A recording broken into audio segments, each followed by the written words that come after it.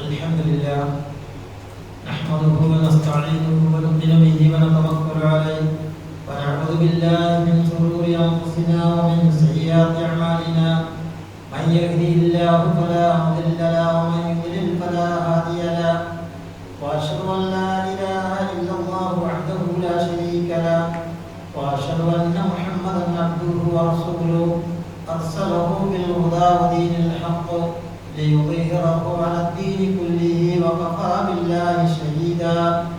اللهم صل على محمد وعلى آل محمد كما صليت على إبراهيم وعلى آل إبراهيم. اللهم بارك على محمد وعلى آل محمد كما باركت على إبراهيم وعلى آل إبراهيم إنك حميد مجيد. أما بعد فإن خير الحديث كلام الله وخير الهدي هدي محمد صلى الله عليه وسلم وشر الأمور محدثاتها وكل محدثة بدعة وكل بدعة ضلالة. أيها الناس اتقوا الله حق تقاته ولا تموتن إلا وأنتم مسلمون. أعوذ بالله من الشيطان الرجيم. فوقاه الله سيئات ما مكروا وحاق بآل فرعون سوء العذاب النار يعرضون عليها غدوا وعشيا ويوم تقوم الساعة وأدخلوا آل فرعون أشد العذاب. ബഹുമാന്യരായ സഹോദരന്മാരെ സഹോദരികളെ, അല്ലാഹുവിന്റെ വിധി വിലക്കുകൾക്കനുസരിച്ച് ജീവിതത്തെ തഖ്വയിൽ അധിഷ്ഠിതമാക്കാൻ നാം എപ്പോഴും ശ്രദ്ധിക്കണമെന്ന് ആദ്യമായി എല്ലാവരെയും ഓർമ്മപ്പെടുത്തുകയാണ്.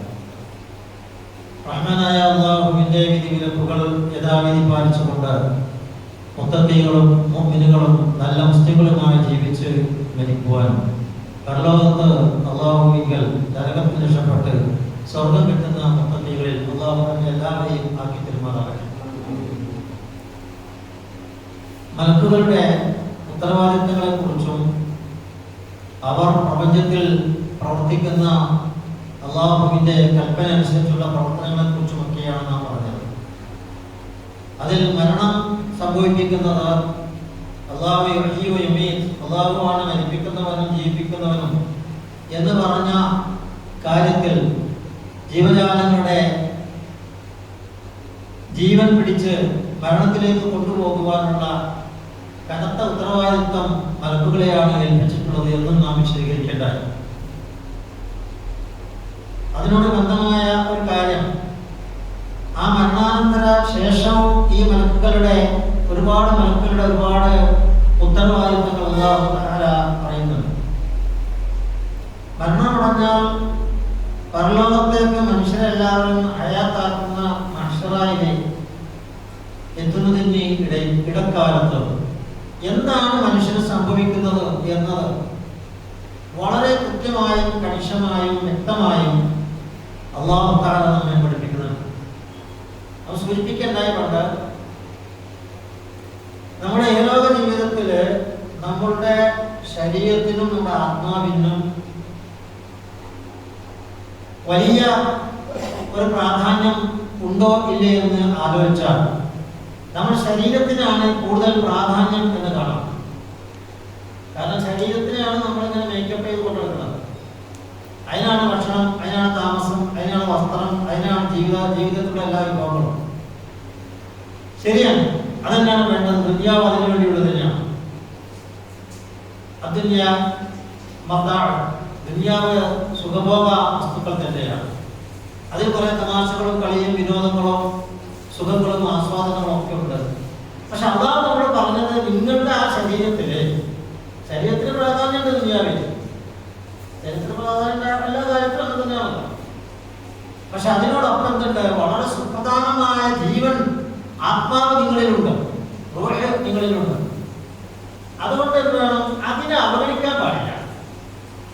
അതിനെ നിങ്ങൾ കൊണ്ടുനടക്കണം. നല്ല രീതിയിൽ നിങ്ങൾ ശരീരത്തിൽ താങ്ങി പിടിച്ച് കൊണ്ടുനടക്കണം. അതിന് പൂർണ്ണേൽപ്പിക്കാൻ പാടില്ല. അതിനാണ് ആരാധനകളെല്ലാം വെച്ചിരിക്കുന്നത്. അതാണ് ഇസ്ലാമും മറ്റ് മതങ്ങളും തമ്മിലുള്ള വ്യത്യാസം. ഇസ്ലാം ഇതിന് വളരെ പ്രാധാന്യം കൽപ്പിക്കുന്നുണ്ട്. നിങ്ങൾക്ക് ഉയർന്നുയർന്ന ഭൂമിയിൽ എത്ര വലിയ വലിയ മഹാചക്രവർത്തിമാരെ കുറിച്ച് ഒരു ഖുർആൻ പറഞ്ഞില്ലേ?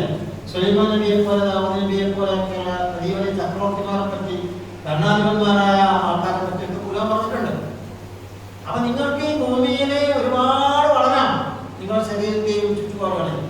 പക്ഷെ ഒരു കാര്യമുണ്ട്, നിങ്ങളുടെ ആത്മാവിനെ നിങ്ങൾ മറന്നു പോകാതെ അതിനെ താലോലിച്ച് പരിപാലിച്ച് കൊണ്ടുനടക്കണം. അതിന് പോരേൽപ്പിക്കാൻ പാടില്ല. അതിനെന്ത് വേണം? അള്ളാഹുവിനെ കുറിച്ചുള്ള ഓർമ്മ നിലനിർത്തണം. അതിനാണ് ആരാധന എല്ലാം ഏർപ്പാടാക്കിയിട്ടുള്ളത്. അതിനാണ് സ്വഭാവ സംസ്കരണങ്ങൾ, സംസ്കാരം എന്ന് പറയുന്ന കാര്യം അതിനാണ് ഏർപ്പെടുത്തിയിരിക്കുന്നത്. അങ്ങനെ ആ സംസ്കാരം കൊണ്ട് ശരീരത്തിലുള്ള ആത്മാവിനെ നിങ്ങൾ എന്ത് വേണം? സൂക്ഷിച്ചു കൊണ്ടുനടക്കണം. അപ്പം ഇഹലോകത്ത് മനുഷ്യ ശരീരത്തിനും ജീവിതത്തിനുമാണ് പ്രാധാന്യം. മരണാനന്തരം പിന്നെ ഇതിനാണ് സ്ഥാനം. യുക്തിവാദികളും നിരീശ്വര ഭൗതികവാദികളൊക്കെ മരിച്ചാൽ പിന്നെ ഒന്നുമില്ല എന്ന രൂപത്തിലല്ലേ നീങ്ങുന്നത്. ആട് ചത്താലും ഉറുമ്പി ചത്താലും മനുഷ്യൻ ചത്താലും ആന ചത്താലും ഏത് ജീവി ചത്താലും ഒരുപോലെ എന്നാണല്ലോ യുക്തിവാദത്തിന്റെ തത്വം. എന്നാൽ അവരിൽ തന്നെയുള്ള ആളുകളെ രക്തസാക്ഷി മണ്ഡപം ഉണ്ടാക്കുകയും രക്തസാക്ഷികൾക്ക് വേണ്ടി എന്തൊക്കെ ചെയ്യുന്നത്? സ്തൂപങ്ങൾ ഉണ്ടാക്കണം, അവർക്ക് വേണ്ടി സ്മാരകങ്ങൾ ഉണ്ടാക്കണം, കെട്ടിടങ്ങൾ ഉണ്ടാക്കണം, ലൈബ്രറികൾ സ്ഥാപിക്കണം. അതൊക്കെ എന്തിനാണ്? പിന്നെ അവർ പറയാൻ ഓരോ തുള്ളി ചോരയിൽ 1000 പേർ ഉയരുന്നു. എന്തിനാണ്? ഒരു തുള്ളി ചോര വെക്കി ഓൻ പോയതുപോലെ പാട്ടുപോയി. പിന്നെ രക്തസാക്ഷികൾക്ക് എത്ര വലിയ പ്രാധാന്യം. അപ്പൊ എന്തുണ്ട്? യുക്തിവാദികൾക്കും എന്തുണ്ട് എന്ന് മനസ്സിലാവുന്നുണ്ട്. അവിടെയാണ് നമ്മളുടെ മാലാഖമാരുടെ ഇടപെടലുകളിലെ ഏറ്റവും വലിയ പ്രധാനപ്പെട്ട രംഗം വരുന്നത്.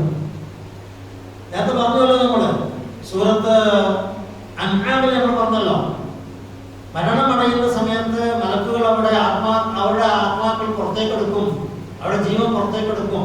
അപ്പോൾ പറയുന്ന ഒരു വാക്കുണ്ട്, അൽയൗമ തുജ്സൗന അദാബൽ ഹൂനി ബിമാ കുൻതും തഖൂലൂന അലല്ലാഹി ഗൈറൽ ഹഖ് വകുൻതും അൻ ആയാതിഹി തസ്തക്ബിറൂൻ. ഈ മരിക്കുന്ന ദിവസം, അൽയൗമ ഇന്നത്തെ ദിവസം, തുജ്സൗന അദാബൽ ഹൂനി നിന്ദ്യമായ ഒരു ശിക്ഷ കൂലി തരാൻ പോവുകയാണ്. ഇതിനെ മുസ്ലിംകളിലെ യുക്തിവാദികൾ പോലും മരണാനന്തര ശേഷമുള്ള ബർസഖിയായ ഖബർ ജീവിതത്തെ നിഷേധിക്കുന്നവരുണ്ടായിട്ടുണ്ട്. മുഅ്തസിലികളിലായ ചില ആൾക്കാർ, നമ്മുടെ മലയാളത്തിൽ തന്നെ പരിഭാഷ എഴുതിയ ഒരു പണ്ഡിതൻ, കുറച്ച് മുമ്പുള്ള ഒരു പണ്ഡിതൻ, ഖബർ ശിക്ഷ എന്ന് പറയുന്ന ലോകമർദ്ദനാണ്, ഖബർ ശിക്ഷ എന്നൊന്നില്ല എന്ന് പറയുന്നവരുണ്ട്. അത് വളരെ കൂടുതൽ ഹദീസുകൾ വിശദീകരിക്കപ്പെട്ടിട്ടുണ്ട്. അപ്പൊ ഹദീസുകൾ മുഴുവൻ തള്ളുന്ന ഒരു പ്രവണത, അതുകൊണ്ട് അത് തള്ളി. എന്നാൽ വിശുദ്ധ ഖുർആനില് അതില്ല എന്നാണ് അവർ പറയാറ്. നേർക്ക് നേരെ മരണാനന്തരം ഒരു ഖബർ ജീവിതം, ഒരു ബർസഖിയായ ബർസഖ് ഖബർ എന്ന് പറയുന്നത് പര്യായപദങ്ങളാണ്. ബർസഖിന്റെ അവസ്ഥയെ കുറിച്ചാണ് പറയുന്നത്. അതായത് ഒരു മറഞ്ഞ കാലത്തെ, ഒരു മറഞ്ഞ ജീവിതത്തെ. നേരത്തെ ഞാൻ പറഞ്ഞല്ലോ, ശരീരത്തിന് പ്രാധാന്യമുള്ള ദുനിയാവ്, പിന്നെ ആത്മാവിന് മാത്രം പ്രാധാന്യമുള്ള ഒരു ബർസഖ് ജീവിതം. അവിടെ ശരീരത്തിനൊരു പ്രസക്തിയില്ല. മരിച്ചാൽ ആ മരിച്ച ശരീരം, ഡെഡ് ബോഡി എല്ലാം ഒരുപോലെയാണ്. അതിനെ മനുഷ്യരായതുകൊണ്ട് മാന്യമായ അന്തസ്സായ രീതിയിൽ കബറടക്കം നടത്തണം. അതിനോട് അപമര്യാദ കാണിക്കാൻ പാടില്ല. കാരണം ഏറ്റവും ഉത്കൃഷ്ട ജീവിയാണ് മനുഷ്യൻ. അതുകൊണ്ട് ഒരു നായെ കുഴിച്ചിരുന്ന മാതിരി, ഒരു പന്നിയെ കുഴിച്ചിരുന്ന മാതിരി, ഒരു പട്ടിയെ കുഴിച്ചിരുന്ന മാതിരി ഒന്നും ആവരുത്. മനുഷ്യനെ കുഴിച്ചിട്ടുണ്ട്. അത് മാന്യമായ അന്തസ്സായിരുന്നു. അതാണ് സംസ്കാരത്തിന്റെ ഭാഗമാണ്. അതിന് പേര് നമുക്ക് ആരാധനയാണ്ട് പുണ്യം കിട്ടുന്ന കർമ്മങ്ങൾ വെച്ചിരിക്കുന്നു. കാരണം അത് മാന്യമായി പരിപാലിക്കാൻ വേണ്ടിയിട്ട്. അപ്പോൾ നമ്മുടെ ഇതുവരെ ഉണ്ടായിരുന്ന നമ്മുടെ ഈ ദുന്യാവിൽ നാം ശ്രദ്ധിക്കാൻ പറ്റും. ഇതുവരെ ദുന്യാവിൽ നമ്മുടെ ശരീരത്തിൽ കൊണ്ടു നടന്നിരുന്ന ആ ആത്മാവുണ്ടല്ലോ, നമ്മൾ പരിപാലിച്ച് നല്ല രീതിയിൽ കൊണ്ടുവന്ന ആത്മാവ് എവിടെ പോയി? ഞാൻ എവിടെ പോയി? മുഹമ്മദ് എവിടെ പോയി? അബൂബക്കർ എവിടെ പോയി? ആ പേര് വെച്ച ആളുകൾ പോയി. മരിക്കുമ്പോ തന്നെ അത് നീങ്ങി. മുഹമ്മദ് എന്ന് പറയുന്ന ആള് മരിച്ചാൽ പിന്നെ നമ്മളെന്താ പറയാ? മയ്യത്ത്, ജനാസ എടുത്തു. ജനാസ ജനാസ കബറടക്കിയോ? മുഹമ്മദിനെ എടുത്തോ? മുഹമ്മദിനെ കുളിപ്പിച്ചോ? മുഹമ്മദിനെ നിസ്കരിച്ചോ? ചോദിക്കൂല. മുഹമ്മദ് എവിടെ പോയി? നമ്മുടെ ഒരാൾക്ക് മുഹമ്മദിന്റെ പേരിട്ടു, അത് ആൾക്കിട്ട റൂഹിനിട്ട പേരാ, ആത്മാവിന്റെ പേരാ. ആ ആത്മാവ് എവിടെ പോയി? അതൊന്നും. പിന്നെ ഇവിടെ എന്താ ബാക്കിയായത്? ഓനെ ഈ ആത്മാവിനെ കൊണ്ടു നടന്ന പാത്രം ബാക്കിയായി. ഇമാം ഗസാലി അതുപോലെ ഷാവലിയൊക്കെ മനുഷ്യ ശരീരത്തെ പറഞ്ഞത് ഖൗവത്തുൻ തഹ്മിലു റൂഹ, റൂഹിനെ ചുമക്കാനുള്ള പാത്രമാണ് അല്ലെങ്കിൽ കൂടാരമാണ് മനുഷ്യ ശരീരം, ജീവി. അപ്പൊ ജീവൻ കൊണ്ടു നടക്കാൻ മനുഷ്യനെ സംബന്ധിച്ചിടത്തോളം പറയുമ്പോൾ ആത്മാവിനെ കൊണ്ടു നടക്കാൻ, ആത്മാവ് മനുഷ്യന് മാത്രമേ ഉള്ളൂ, ബാക്കിയുള്ളവർക്ക് ജീവനേ ഉള്ളൂ. അപ്പൊ ഈ ആത്മാവിനെ കൊണ്ടു നടക്കാനുള്ള ഒരു കൂടാരമാണ്, ഒരു കൂടാണ്, ഒരു പാത്രമാണ് മനുഷ്യ ശരീരം. ആ മനുഷ്യ ശരീരത്തെ തുറാബിൽ നിന്ന് മണ്ണിൽ നിന്ന് സൃഷ്ടിച്ചു. മിന്നാ ഖലഖ്നാകും, നാം മണ്ണിൽ നിന്ന് സൃഷ്ടിച്ചു. ആ മണ്ണിലേക്ക് തിരിച്ചു കൊടുക്കണം, ഭൂമിയിലേക്ക് തിരിച്ചു കൊടുക്കണം. മണ്ണ് കൊണ്ട് ഉദ്ദേശിക്കുന്നത് ഏതാണെന്ന് നമുക്കറിയാമോ?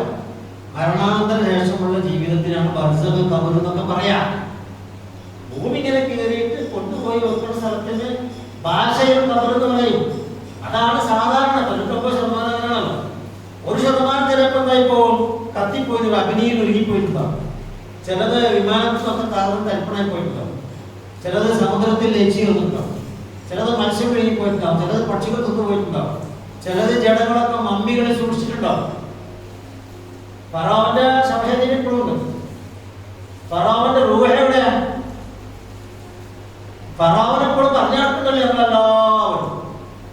4000 കൊല്ലങ്ങൾക്ക് മുമ്പ്, 2000 കൊല്ലങ്ങൾക്ക് മുമ്പ്, 5000 കൊല്ലങ്ങൾക്ക് മുമ്പ് മരിച്ചുപോയ ആൾക്കാരെ, രാജാക്കന്മാരെയും പ്രമാണിമാരും കോടീശ്വരന്മാരും അവരുടെ ശരീരത്തെ മമ്മികളായി സൂക്ഷിച്ചിരുന്നു. ഈജിപ്തിലെ പിരമിഡുകളൊക്കെ അതാണ്. ആ പിരമിഡുകൾക്കുള്ളിലൊക്കെ രാജാക്കന്മാരുടെ ശവകുടീരങ്ങളാണ്, ആ ശവങ്ങളാണ്. അതിൽ നിന്ന് കിട്ടപ്പെട്ട പലതും ഇന്ന് പിന്നെ ഈജിപ്തിലെ ഇസ്കന്ദ്രിയ എന്ന് പറയുന്ന പട്ടണത്തിലെ മ്യൂസിയത്തിൽ സൂക്ഷിക്കപ്പെട്ടിട്ടുണ്ട്. വലിയ ലോകത്തിൻ്റെ വലിയ മ്യൂസിയങ്ങളൊന്നാണ്. അവിടെ അലക്സാണ്ട്രിയയിൽ സൂക്ഷിക്കപ്പെട്ടിട്ടുണ്ട്. അതിൽ ഫറോവയുടെ വളരെ അടുത്ത കാലത്ത് കിട്ടിയ ഒരു ശവം വരെ കിട്ടിയിട്ടുണ്ട്. അതവിടെ സൂക്ഷിക്കപ്പെട്ടിട്ടുണ്ട്. ശരീരം മമ്മികളിൽ സൂക്ഷിക്കാം, കബറിൽ സൂക്ഷിക്കാം. ചിലത് കേടുവന്നു, ചിലത് കേടുവന്നില്ലെന്ന് വരും. 99.4% ശവശരീരങ്ങളും ബാക്ടീരിയ തിന്നു തീർക്കും. ശരീരം അതാണ്. പിന്നെ ഈ ശരീരത്തെ 2ാം പ്രാവശ്യം ആ മണ്ണിൽ നിന്ന് തന്നെ ഭൂമിയിൽ തന്നെ 2ാം പ്രാവശ്യം അല്ലാഹുവിന്റെ പുനർജന്മം നടത്തുമെന്നാണ്. അപ്പോൾ പുനർജന്മം നടത്തുന്നതിന്റെയും ഇഹലോക ജീവിതത്തിന്റെയും ഇടയിലൊരു കാലം പോയി, ആത്മാവ് റൂഹ് പോയി, അത് നിലകൊള്ളുന്ന സ്ഥലത്തിനാണ് ഖബർ എന്ന് പറയുക, അല്ലെങ്കിൽ ബർസഖ് എന്ന് പറയുക. ആ ശവശരീരം എന്തായി പോയാലും അത് ഖബർ ജീവിതമാണ്. അവിടെ ഇനി ശിക്ഷയുണ്ടാകുമോ രക്ഷയുണ്ടാകുമോ എന്നതാണ്. ശിക്ഷയുണ്ടാകുമെന്നും രക്ഷയുണ്ടാകുമെന്നും അല്ലാഹു റസൂൽ പറയുന്നുണ്ട്. അപ്പൊ ഖുർആനിൽ തന്നെ അല്ലാഹു പറയുന്നുണ്ട് എന്തെന്ന്, നിങ്ങളുടെ മരണശേഷം, അവിടെ തന്നെ ഞങ്ങൾ പറഞ്ഞല്ലോ, സൂറത്ത് അൻആമിലെ 93-ാമത്തെ വചനത്തിൽ അല്ലാഹു പറഞ്ഞത്, അല്ലാഹുവിന്റെ മേൽ ഏറ്റവും വലിയ കള്ളം പറയുകയും എനിക്ക് വഹി വന്നിട്ടുണ്ട്, യഥാർത്ഥത്തിൽ അയാൾക്ക് വഹിയില്ല, വഹിയില്ലാതെ വഹി വന്നിട്ടുണ്ടെന്ന് അവകാശപ്പെടുകയും ചെയ്യുന്ന ഒരു മനുഷ്യൻ, റസൂലുള്ളാഹിക്ക് ഇറങ്ങിയതുപോലുള്ള ഖുർആൻ എനിക്ക് ഇറങ്ങിയിട്ടുണ്ട് എന്ന് പറയുന്ന പെരുങ്കള്ളൻ,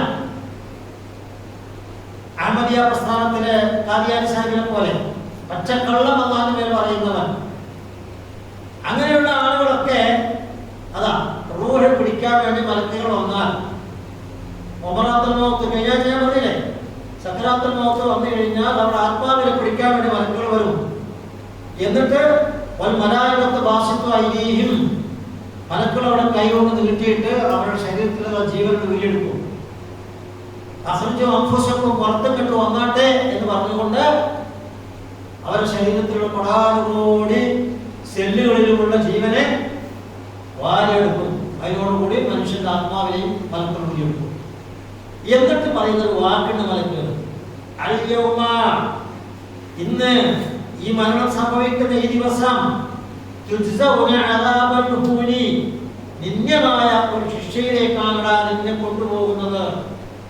നിനക്ക് പ്രതിഫലം തരാൻ പോകുന്നത് നിന്ദ്യമായ ശിക്ഷയാണ്.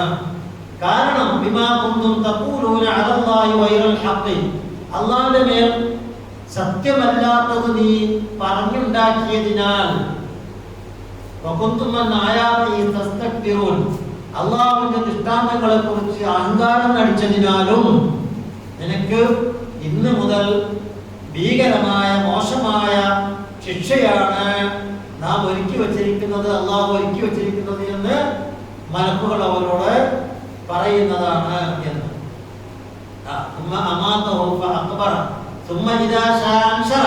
എല്ലാ മനുഷ്യരും നേരിടുന്ന അവസ്ഥയെ കുറിച്ച് അള്ളാഹു തആല പറഞ്ഞ സൂറത്ത് അബസയിൽ അവനെ മരിപ്പിക്കും അള്ളാഹ്, അവനെ ഖബറിൽ ആഴ്ത്തും, അഥവാ ഭക്ഷണ ജീവിതം നൽകും. പിന്നീട് അവൻ ഉദ്ദേശിക്കുന്ന സമയത്ത് ഉയർത്തെഴുന്നേൽപ്പിക്കും. ഇതെല്ലാം മനുഷ്യർ ഒരുപോലെ നേരിടുന്ന ഒരു വിഷയമാണ്. ഖബറിൽ ഉയർത്തെഴുന്നേൽപ്പിച്ചിട്ട് ഇരുത്തി മൂടുകല്ല് തലന്റെ മുകളിൽ തട്ടും, ഖബർ അങ്ങനെ ഇടുങ്ങിയതാണ് അനുഭവപ്പെടും എന്നൊക്കെ പറയാറുണ്ട്. ഹദീസുകളൊക്കെ അങ്ങനെ വന്നിട്ടുണ്ട്. അതെല്ലാം അവർക്കുള്ള അനുഭവങ്ങളാണ്. സാക്ഷാൽ രൂപത്തിൽ ശരീരത്തിലേക്ക് ആത്മാവ് മടങ്ങി വരുന്ന പ്രക്രിയയില്ല അവിടെ. കാരണം ആത്മാവിന്റെ പ്രധാനം കൽപ്പിക്കപ്പെടുന്ന ഒരു ലോകമാണ് ബർസഖ്. അത് മനസ്സിലാക്കുക. ശരീരത്തിന് നല്ല സ്ഥാനം കൽപ്പിച്ച ദുനിയാവ്, അത് വിട്ടാൽ പിന്നെ ആത്മാവിന് മാത്രം സ്ഥാനമുള്ള ഒരു ബർസഖ്. ആത്മാവിന് മാത്രം സ്ഥാനം. ആ ആത്മാവിനാണ് പിന്നെ എല്ലാം അനുഭവം. അത് സ്വപ്നത്തോട് ഉപമിച്ച് വരേണ്ട പണ്ഡിതന്മാർ അല്ല. ഒന്നാം നമ്മൾ സ്വപ്നം ഒരാള് കാണുകയാണെങ്കിൽ ഖബർ ജീവിതം നല്ല സുഖകരമായിരിക്കും. മോശമായ രീതിയിലാണെങ്കിലോ മലക്കുകൾ വരുന്നു, ദണ്ടുകൊണ്ട് അടിക്കുന്നു, പിന്നെ ജീവജാലങ്ങൾ വരുന്നു, കുത്തുന്നു, വേദനിപ്പിക്കുന്നു, തീയിലിടുന്നു, വേവിക്കുന്നു, മരിക്കുന്നില്ല. ഈ അനുഭവം ഒരാൾക്ക് അയാളുടെ ഉറക്കത്തിൽ അയാളുടെ മരണാനന്തരം അനുഭവപ്പെട്ടാൽ ശരീരം വേണം. ശരീരം വേണ്ടല്ലോ. പിന്നെ നമ്മുടെ ശരീരത്തോടു കൂടി ഇതൊക്കെ സ്വപ്നത്തിൽ അനുഭവിക്കാറുണ്ടല്ലോ. ഞാൻ കഴിഞ്ഞാൽ പറഞ്ഞ മാതിരി ഒരു അടച്ചിട്ട റൂം, ഒരു കൊയ്യാനത്ത് പോലും കടന്നു വരാൻ വഴിയില്ല. അങ്ങനെയുള്ള ഒരു റൂമിനകത്ത് കടന്നിറങ്ങുന്ന ഞാൻ ഒരു സ്വപ്നം കാണാൻ. എന്താ സ്വപ്നം? ഒരു ഭീകരനായ ഒരു ആന, ഒരു കാട്ടാന പിടിക്കാൻ വരണം. നമ്മുടെ ഉറക്കത്തിൽ അങ്ങനെ ഓടുന്നതായി സ്വപ്നം കാണാം. ഓടിയിട്ട് കാല് കുഴയുന്നു. ആന തുമ്പിക്കൈ കൊണ്ട് പിടിച്ചിട്ട് ആനകൾ കിട്ടണില്ല. ആന പിന്നാലെ വന്നുകൊണ്ടിരിക്കുന്നുണ്ട്. ഇത് ഒരുപാട് നേരം നീണ്ടിരുന്നാൽ എന്തായിരിക്കും കഥ? ഇമാം ഗസാലി റഹ്മത്തുള്ളാഹി വിവരിച്ചത് ഇങ്ങനെയാണ്. ഖബർ ജീവിതം അങ്ങനെയാണ് അനുഭവപ്പെടുക. അപ്പൊ റസൂൽ പറഞ്ഞതുപോലെയുള്ള അനുഭവങ്ങളൊക്കെ ഉണ്ടാവും. ഖബറുകൾ എടുക്കുന്നതായും മലക്കുകൾ വന്നിട്ട് മുൻകർ നക്കീർ എന്ന് പറയുന്ന രണ്ട് മലക്കുകൾ വരും. അവർ വിചാരണ ചെയ്യും. മലക്കുകളെ കാണാനും കേൾക്കാനും കഴിയും. അപ്പൊ അത് ഭൗതിക ലോകത്ത് സാധ്യമല്ല, ആത്മീയ ലോകത്തെ വർത്തമാനങ്ങളാണ്. അതുകൊണ്ട് ഖുർആൻ വ്യക്തമായി പറയുന്നു അത് സംഭവിക്കുന്നത് തന്നെയാണ് എന്ന്. ഈ ബർസഖിൽ ആത്മാവിന് മാത്രം സ്ഥാനം. പിന്നെ ആത്മാവിനും ശരീരത്തിനും തുല്യ പ്രാധാന്യമുള്ളതാണ് പരലോകം. ശരീരത്തെ മാറ്റി നിർത്താൻ പറ്റില്ല, ആത്മാവിനെ മാറ്റി നിർത്താൻ പറ്റില്ല. അപ്പൊ എന്തായി? പാരമ്യതയുള്ള സുഖങ്ങൾ പാരമ്യമായി തന്നെ അനുഭവിക്കാൻ കഴിയും. അതാണ് പരലോകം. മനസ്സിലായല്ലോ വിഷയം? അപ്പൊ ശരീരത്തിന് പ്രധാനം കൽപ്പിക്കപ്പെട്ട ദുനിയാവ്, ആത്മാവിന് മാത്രം പ്രാധാന്യം കൽപ്പിക്കപ്പെടുന്ന ബർസഖ്, ഖബർ ജീവിതം, പരലോകം അല്ലാഹു തആല നമുക്ക് തന്നിരിക്കുന്നത് രണ്ടും കൂടിയുള്ള എല്ലാ അനുഭവങ്ങളും. അതാണ് പാരമ്യത പ്രാപിക്കുന്ന സുഖം. അതാണ് മനുഷ്യന്റെ ജീവിത ലക്ഷ്യം. ആ ലക്ഷ്യത്തിന് വേണ്ടിയാണ് മനുഷ്യൻ ജീവിക്കേണ്ടത് എന്നാണ് വിശുദ്ധ ഖുർആൻ നമ്മെ പഠിപ്പിച്ചു തരുന്നത്. അപ്പൊ ഖുർആനിൽ തന്നെ എന്ത് പറയുന്നുണ്ട് അർത്ഥം? പരലോകത്ത് എത്തുന്നതിന്റെയും ഇഹലോകത്ത് വിട്ടതിന്റെയും ഇടയിൽ ഒരു ബർസഖ് ജീവിതമുണ്ടോ എന്ന്. മരണത്തോടെയാണ് ശിക്ഷയാണെങ്കിലും രക്ഷയാണെങ്കിലും തുടങ്ങുക. ഇത് വ്യക്തമായ തെളിവുണ്ട്. എന്താ തെളിവ്? ഞാൻ ആദ്യമായി ഓതി കേൾപ്പിച്ചുവല്ലോ നിങ്ങളുടെ മുമ്പിൽ ഒരു ആയത്ത്, സൂറത്ത് ഗാഫിറിലെ ഒരു സംഭവം. فوقاه الله سيئات ما مكروا وحاق بآل فرعون سوء العذاب النار يعرضون عليها غدوا وعشيا ويوم تقوم الساعة أدخلوا آل فرعون أشد العذاب. ഫിർഔനിന്റെ കഥകൾ വിശദീകരിക്കുന്നതിന്റെ ഇടയിലാണ് അല്ലാഹു പറയുന്നത്, മുത്തഖീങ്ങളായ മുഅ്മിനുകളായിരുന്ന മൂസാ നബിയെയും സത്യവിശ്വാസികളെയും അല്ലാഹു തആല ഫവഖാഹു അല്ലാഹു സയ്യിആതി മാ മകറൂ, ഫിർഔനും ആളുകളും ഉണ്ടാക്കിയ സർവ്വ തന്ത്രങ്ങളിൽ നിന്നും കുതന്ത്രങ്ങളിൽ നിന്നും അക്രമങ്ങളിൽ നിന്നും അല്ലാഹു തആല മൂസയെയും അനുയായികളെയും രക്ഷിച്ചു. എന്നിട്ട് പറയാം വഹാഖ ബിആലി ഫിർഔന സുഅൽ അദാബ്, ഏറ്റവും നിന്ദ്യമായ ഒരു ശിക്ഷ. ഒരു മഹാരാജാവായിരുന്ന ഒരാള് വെള്ളത്തിൽ ഇങ്ങനെ മുങ്ങി മുങ്ങി ഉപ്പുവെള്ളം കുടിച്ച് ചാകുക, മരിക്കുക, അതിനേക്കാൾ നിന്ദ്യത വേറൊരാൾക്ക് കൊടുക്കാൻ തന്നെയാണ്. അത് ആരുടെ മുമ്പിൽ? ലക്ഷക്കണക്കിന് അനുയായികളുടെ മുമ്പിൽ. ആ അനുയായികളെ മുമ്പിൽ കൊണ്ടുവന്നതാണ് നേതാവായി നിന്നിട്ട്. എന്തിനാ വന്നത്? മൂസാ നബിയെയും ആളുകളെയും പിടിച്ച് നശിപ്പിക്കാൻ വേണ്ടിയിട്ട്. അപ്പൊ അല്ലാഹു തആല മൂസാ നബിയെയും അനുയായികളെയും സഹാബിമാരെയും കടൽ പിളർത്തി അക്കരത്തേക്ക് എത്തിച്ചു. ആ പിളർന്ന വഴിയിലേക്ക് ഫറോവയും ഫിർഔനും കൂട്ടരും ഒന്നായിട്ട് ഇറങ്ങി. ആരെ ഇറങ്ങിയത്? പ്രധാനമന്ത്രി, മുഖ്യമന്ത്രിമാര്, എല്ലാ വകുപ്പ് മന്ത്രിമാരും, എല്ലാ എംപിമാരും MLA-മാരും, എല്ലാ മെമ്പർമാരും, എല്ലാ പ്രസിഡന്റുമാരും സെക്രട്ടറിമാരും ഒക്കെ ഉള്ള അവരുടെ അകമ്പടിയോട് കൂടി വരുന്ന ഫറോവ രാജാവ്. ആ ഫറോവ രാജാവ് എന്താ വേണം? മുങ്ങിയിട്ട് മരിക്കുകയാണ്. അപ്പൊ പറയാ മൂസ പറഞ്ഞ് റബ്ബിട്ട് എനിക്കൊരു ബോധിയായി, ഞാൻ ആ റബ്ബിൽ വിശ്വസിക്കുന്നു.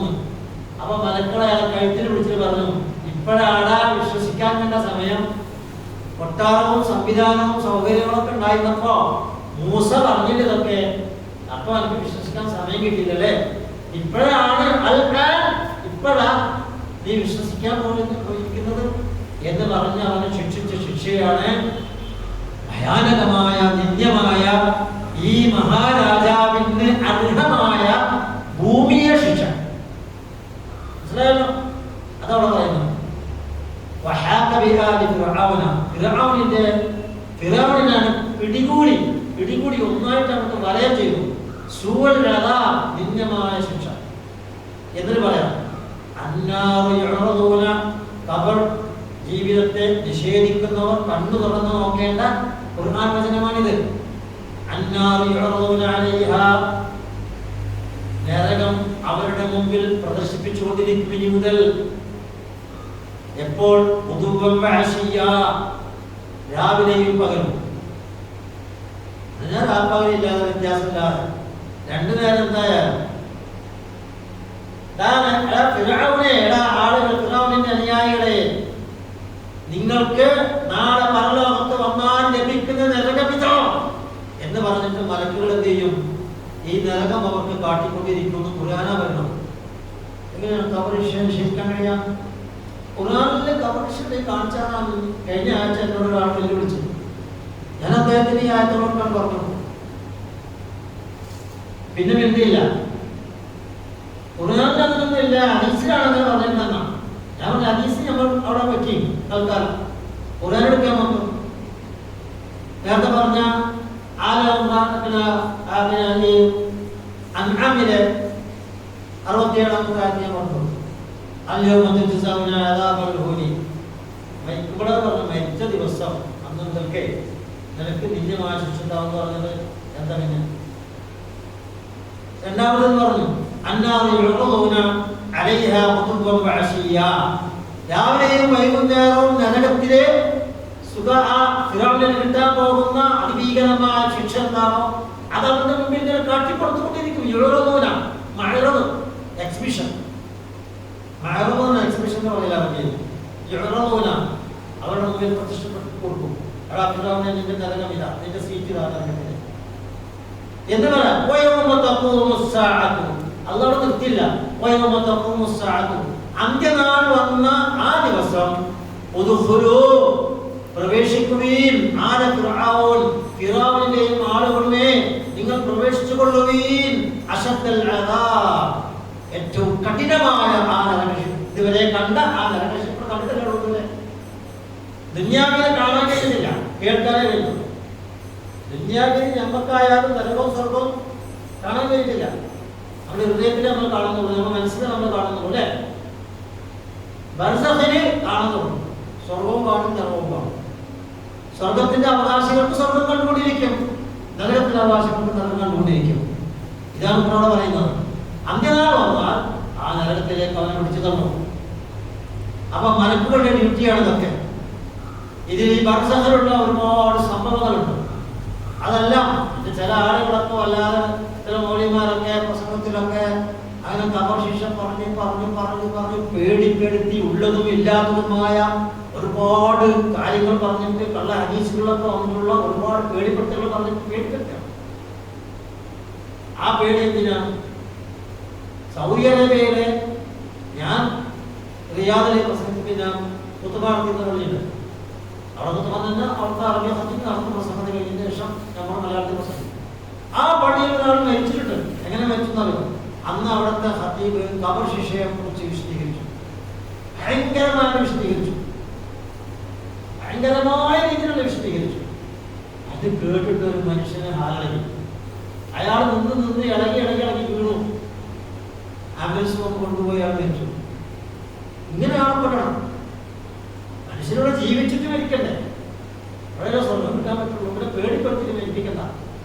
അതിന് ആ ഹദീബ് എടുത്ത ഹദീസുകളൊക്കെ വളരെ ദുർബലമായ ഹദീസുകളായിരുന്നു, പേടിപ്പെടുത്തുന്ന ഒരുപാട് ഹദീസുകൾ. ഇതുകൊണ്ടാണ് ചില ആളുകൾ ഖബർ നിഷേധിക്കാൻ തുടങ്ങിയത്.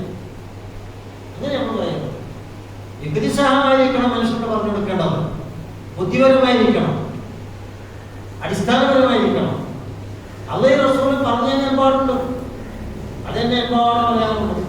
പിന്നെ ഇല്ലാത്തത് പറഞ്ഞ് ബേജാറാക്കേണ്ട ആവശ്യമില്ല.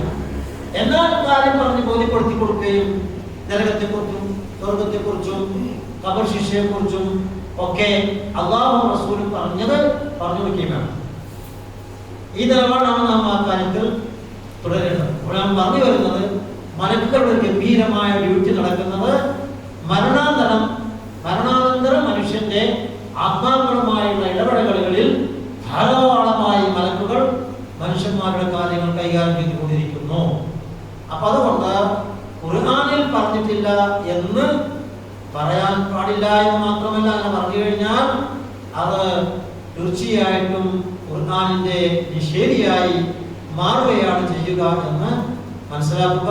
റഹ്മാനായ അല്ലാഹു സുബ്ഹാനഹു വ തആല അവന്റെ വചനങ്ങളിലൂടെ നമ്മെ പഠിപ്പിച്ചിട്ടുള്ള ആഖിറത്തെക്കുറിച്ചും പരലോകത്തെ ശിക്ഷയെക്കുറിച്ചും രക്ഷയെക്കുറിച്ചും സ്വർഗത്തെക്കുറിച്ചും നരകത്തെക്കുറിച്ചുമെല്ലാം അല്ലാഹു റസൂൽ പറഞ്ഞ കാര്യങ്ങൾ യഥാവിധി മനസ്സിലാക്കി ഭയന്നുകൊണ്ടും തഖ്വകൊണ്ടും അല്ലാഹുവിനെ ഭക്തിയോടുകൂടി ആരാധന നടത്തി ജീവിക്കുന്ന മുത്തഖീങ്ങളിൽ അല്ലാഹു നമ്മെ എല്ലാവരെയും ആക്കി തീർമാറാകട്ടെ.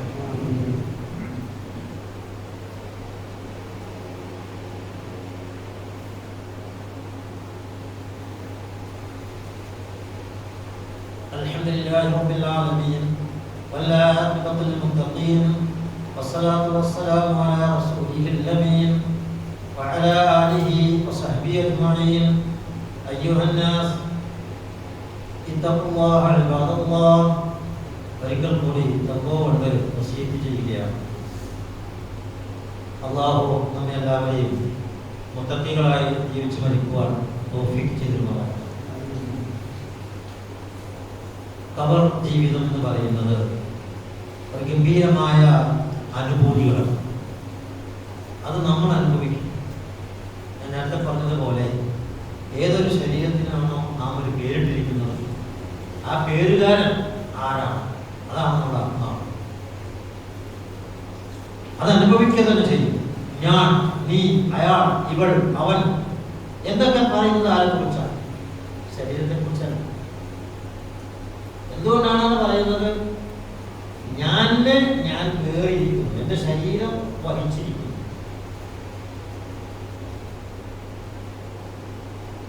അത് ഒരു പേരിൽ അറിയപ്പെടുന്നു. അതാണ് യഥാർത്ഥത്തിലുള്ള ആത്മാവ്.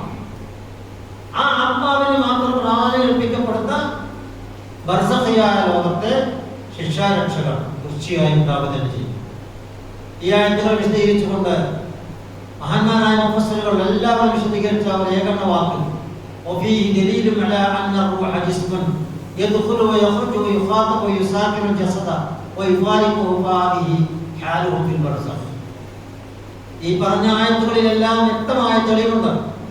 നമ്മുടെ ആത്മാക്കൾ അതിനോട് പ്രവേശിക്കും, വരും, പോകും. അതിനോട് മലക്കുകൾ സംഭാഷണം നടത്തും. ശരീരത്തിൽ ഇഹലോകത്ത് അവന്റെ കൂടെ സഞ്ചരിക്കും. മരണത്തോടുകൂടി വിഭാഗം അവൻ ഏർപ്പെടും. എന്നിട്ട് അങ്ങനെ ആത്മീയമായ ഒരു കാലം ലോകത്ത് നിൽക്കും. അതാണ് ബർസഖ് എന്ന്. എന്ന് പറഞ്ഞ ആയത്ത് വിശദീകരിച്ചുകൊണ്ട് ഇമാം ഇബ്നു അബ്ബാസ് പറയാം, لقد أصابهم البرق أولا وهلكوا ثم يعذبون في قبورهم حيث النار يعرضون عليها صباحا ومساء إلى وقت الحساب. അവർക്ക് മുങ്ങലും മരണവും നാശവും ദുനിയാവിൽ തന്നെ കിട്ടി. പിന്നെ അവിടെ ഖബറുകൾ വെച്ച് ശിക്ഷിക്കും. അതാണ്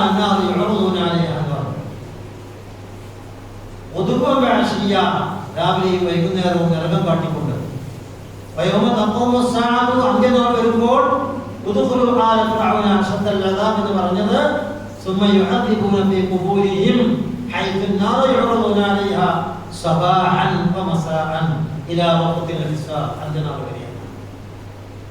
അപ്പോൾ ഇത് അനുഭവിക്കുക തന്നെ ചെയ്യും. പരലോകത്ത് നരകത്തിലേക്ക് പ്രവേശിപ്പിക്കപ്പെടുന്നത് വരെ, അല്ലെങ്കിൽ മഹ്ശറയിൽ ഹാജരാക്കപ്പെടുന്നത് വരെ ഈ ശിക്ഷ തുടരുന്നതാണ്. അതുകൊണ്ടാണ് സൂറത്ത് യാസീൻ അല്ലാഹു തആല പറഞ്ഞു, ഖാലൂ യാ വൈലനാ മൻ ബഅത്നാ മിൻ മർകസിനാ ഹാദാ മാ വഅദ റഹ്മാൻ വസദഖൽ മുർസലൂൻ. എല്ലാ മനുഷ്യർക്കുള്ള അനുഭവത്തെ കുറിച്ചാണ് പറയുന്നത്. സൂറത്ത് കാലത്തിൽ ആദ്യം ഊതി ഈ പ്രപഞ്ചം മുഴുവൻ തകർന്ന് തരിപ്പണായി.